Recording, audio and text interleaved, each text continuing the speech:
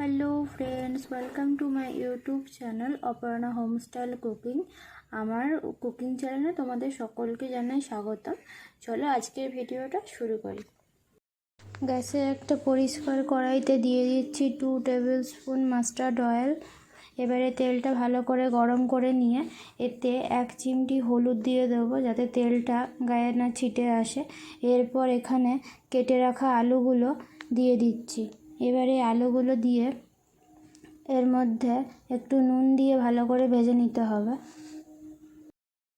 আলুটা একটু লাল করে ভেজে নিতে হবে। আলু আমার লাল করে ভাজা হয়ে গেছে, এবার তুলে একটা পরিষ্কার পাত্রে রেখে দেব।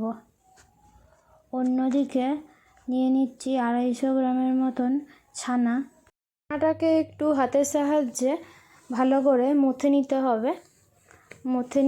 মথে নিয়ে এতে অল্প একটু চাইলে যদি জল থেকে থাকে তাহলে অল্প একটু ময়দা মিশিয়ে নিলে ভালো হয়। এবার এই ছানাটা আমাদের ভাজার জন্য পুরোপুরি রেডি। এবার ওই একই কড়াইতে আমি ছানাগুলোকে ভেজে নিচ্ছি। ছানাগুলো অল্প লাল লাল করে একটু ভেজে নিতে হবে, বেশি ভাজা যাবে না, বেশি ভাজলে ছানা শক্ত হয়ে যাবে, তাই অল্প একটু লাল লাল করে ভেজে নেব। প্রথম ব্যাচের ছানাটা আমার মোটামুটি ভাজা হয়ে এসেছে। এখন এই ছানাটা তুলে বাকি ব্যাচটাও ভেজে নেব।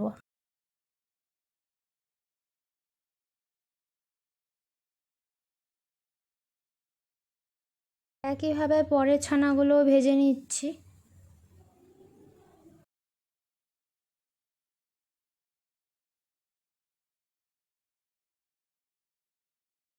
ছানাগুলো আমার সব তেলে দেওয়া হয়ে গেছে। এখন এইগুলো একটু সময় নিয়ে উল্টে পাল্টে ভেজে নেব। অল্প লাল লাল হয়ে আসবে, সেই একই রকমই ভেজে তুলে নেব। ছানা ভাজা হয়ে গেছে, এখন তুলে নিচ্ছি একটা পরিষ্কার পাত্রে, আগের পাত্রেই তুলে নিচ্ছি। আর এখন আমি এখানে একটা মশলা তৈরি করেছি। আদা বাটা আর একটা টমেটো কুচিয়ে নিয়েছি, আর এখানে আছে জিরে আর ধনে গুঁড়ো, সেটা আমি জল দিয়ে একটু মিক্স করে নিয়েছি, আর 2টো কাঁচা লঙ্কা। আমি আদাটা এখানে গ্রেট করে দিয়েছি, তোমরা চাইলে বেটেও নিতে পারো। কড়াইয়ে আবার তেল দিয়ে এখানে দিয়ে দিচ্ছি কতগুলো তেজপাতা। তেজপাতাটা দিয়ে ভালো করে তেজপাতাটা গরম করে নিয়ে এখন এতে আমি দিয়ে দেব 1 টিস্পুন গোটা জিরে। এবার জিরেটা দিয়েও ভালো করে একটু ভেজে নিতে হবে যাতে জিরের কাঁচা গন্ধটা চলে যায়। জিরেটা ভেজে নেওয়ার পর এখানে আমি দিয়ে দিচ্ছি যে আদাটা গ্রেট করে রেখেছিলাম সেই আদাটা। এবার আদাটা দিয়েও একটু ভালোভাবে কষিয়ে নেওয়ার পর এখানে আমি অ্যাড করব 1 পিঞ্চ হিং। হিংটা আমি দিয়ে দিলাম। এবার হিংটা দেওয়ার পর টমেটোগুলোও অ্যাড করে দিচ্ছি। যে টমেটোগুলো আমি কেটে রেখেছিলাম সেইগুলো দিয়ে ভালো করে একটু ঢাকা দিয়ে দিয়ে কষিয়ে নিতে হবে ভালো করে মশলাটা। সব মশলাগুলো ভালো করে কষাতে হবে যাতে আমাদের মশলার সমস্ত কাঁচা গন্ধ চলে যায়। এবার এই মশলাটা কষিয়ে নেওয়ার পর ওই জিরে ধনে যে গুঁড়োটা আমি জল দিয়ে মিশিয়ে রেখেছিলাম সেইটা এখানে অ্যাড করে দিচ্ছি।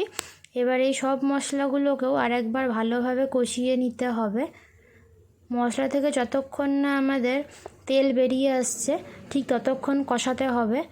আর এইভাবে কষালে তরকারিটা খেতেও ভালো হবে। যত মশলা বেশিক্ষণ ধরে কষানো হবে তত আমাদের যে কোনো তরকারি খেতে ভালো হবে। কষানোর পর আগে থেকে ভেজে রাখা আলুটা অ্যাড করে দিলাম, আর এখানে আমি অ্যাড করছি নুন আর হলুদ। নুন এখানে আমি দিয়েছি 1 টিস্পুন আর হলুদ দিয়েছি 1/2 টিস্পুন। তোমরা যেমন নুন হলুদ পরিমাণ মতন তোমাদের লাগবে সেই রকম তোমরা দিও।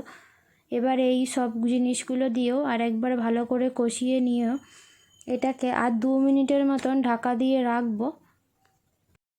মিনিট পর কড়াইয়ে ঢাকাটা সরিয়ে দিয়ে আর একবার এই আলু আর মশলাটাকে ভালো করে নাড়িয়ে চাড়িয়ে নিয়ে এখন পরিমাণ মতন জল এখানে অ্যাড করে দিচ্ছি।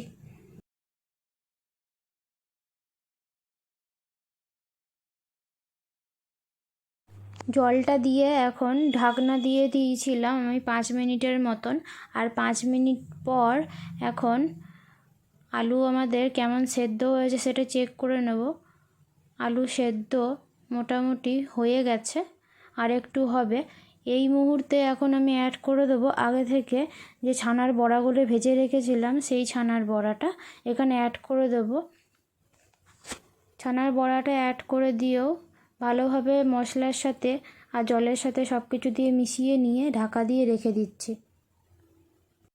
আরও 5 মিনিটের মতন আমি ঢাকা দিয়ে রেখে দিয়েছিলাম। আর এটা যখন ফুটতে শুরু করে দিয়েছিল তখন আমি গ্যাসের ফ্লেমটা লো করে দিয়ে এখন এতে দিয়ে দিচ্ছি গরম মশলা, 1 টিস্পুন গরম মশলা দিয়ে এখন আমি এটা নামিয়ে নিচ্ছি।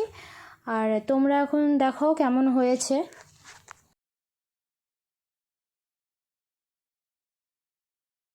এর কাছে যদি এই ছানার ডালনার রেসিপিটি ভালো লেগে থাকে তাহলে ভিডিওটি একটা লাইক আর চ্যানেলটা সাবস্ক্রাইব করে দিও, আর কমেন্টে জানিও কেমন হয়েছে। আবার দেখা হবে তোমাদের সাথে পরের ভিডিওতে। এর মতো এই পর্যন্তই। আর ভিডিওটা দেখার জন্য তোমাদের অনেক অনেক ধন্যবাদ। ভালো থাকো, সুস্থ থাকো, বাই।